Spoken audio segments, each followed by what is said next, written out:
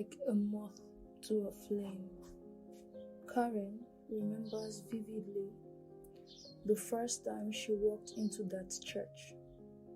It was an all-black church named the Resurrection Chapel and Deliverance Ministries. Ironically, it was the last. On this chilly Wednesday night, there were no stars in the sky, no crickets, and their chirping sounds, and only a few souls roamed the streets.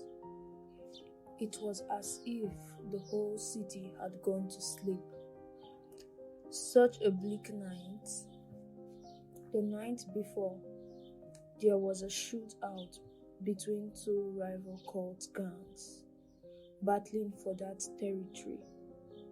And as usual, whenever there were such incidences, the next 2 nights were usually deserted. Moth Haven has always been a beehive of crime, drugs, and rape. Over 60% of its inhabitants are Hispanics, with another 20% being blacks.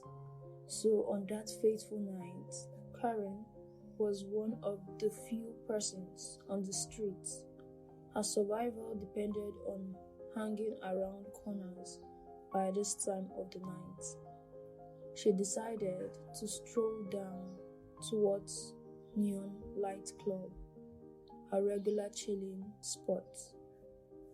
There were few persons in the club that night too, and they hung around the bar. Soft music was playing in the background, but there was nobody on the dance floor. Kusha, the loud-mouthed attendant at the bar, was there filling the ears of her customers with her lewd jokes. The night doesn't look good for business, Karen thought. For other commercial sex workers like her, the gloomy nights spelled less action and excitement. It was 29 minutes past 3 a.m. and at this point, Karen knew that the night would yield nothing.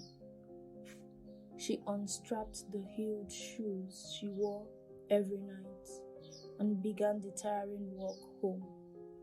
Even for a street girl like her, she knew the streets were never safe, but she got to survive, and survival means staying out late at night to meet clients.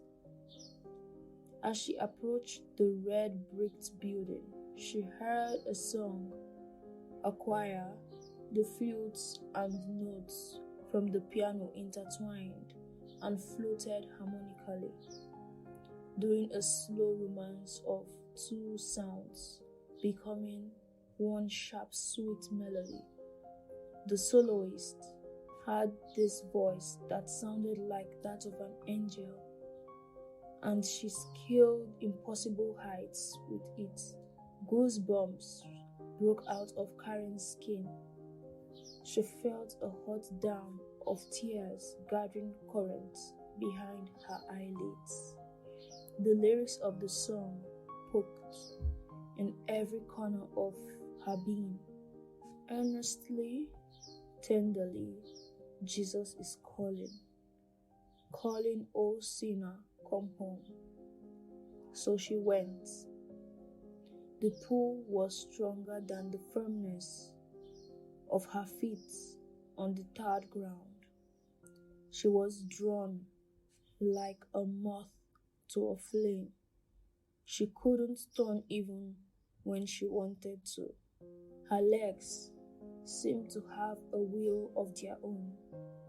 In fact, she forgot that the dress wasn't a dress after all. It was just a flimsy scrap of clothes that covered nothing.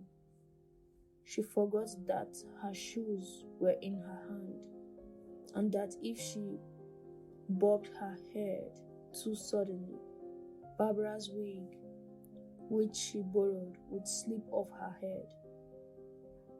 Karen was only aware of the heaviness in her heart and the reluctance to live this life of desolation for one more day. She moved with a broken heart for the altar, oblivious of the outraged eyes pinned on her bare thighs and the furious whisperings behind her ears. Then the soloist let out a horrified squeak, like someone had wrung her neck with a telephone cord. The instrumentalist struck a wrong chord, and there was a collective gasp in the congregation. Karen took a moment from her tears and looked up. Never in her life had she witnessed such hostility and righteous hatred. What she saw was swift judgment and an immediate condemnation in the eyes of everyone present. The murmurs grew louder, and then the questions followed. Who is this with a painted face and a red mouth? Why is her hair open in God's house? Does she know that wearing jewelry is a sin? Why is she half naked? Is she not? This person hesitated, like she couldn't quite believe it. A prostitute? In God's holy place. Contempt hit her from all directions. She didn't need to be a prophet to see what a mistake it all was.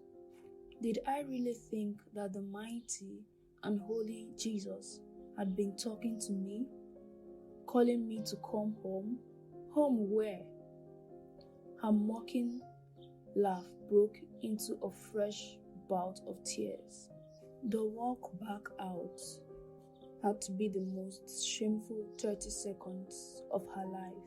She felt impure, polluted, worthless, undeserving. She was shrinking under the weight of her guilt. Amidst the sobs, a story her mother used to tell lashed itself onto her mind. A story from the Bible, John chapter 8. It was about a woman guilty of adultery, brought before Jesus by the teachers of the law. She imagined that the adulteress felt the same way she did at the moment, dirty, and for a moment her shame and that of the woman's existed as one, untouched by the lifetime between them. Then she recalled the rest of the story with a suddenness that alarmed her. Jesus said, "Let who is without sin." Of course, she was not stoned to death. Jesus didn't care that she was guilty. He forgave her, forgave Karen. He did not hate her. He even spoke to her. He can also speak to me, Karen. Neither do I condemn you.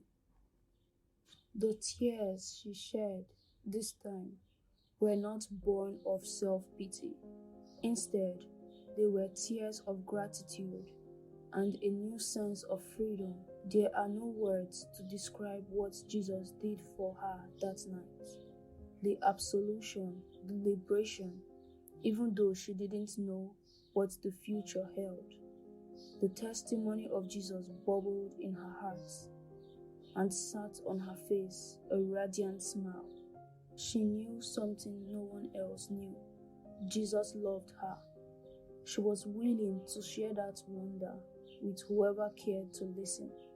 That night, as she stepped out of the church and into the chilly Wednesday night, Jesus' words to that adulteress rang clear in her ears. Go and sin no more.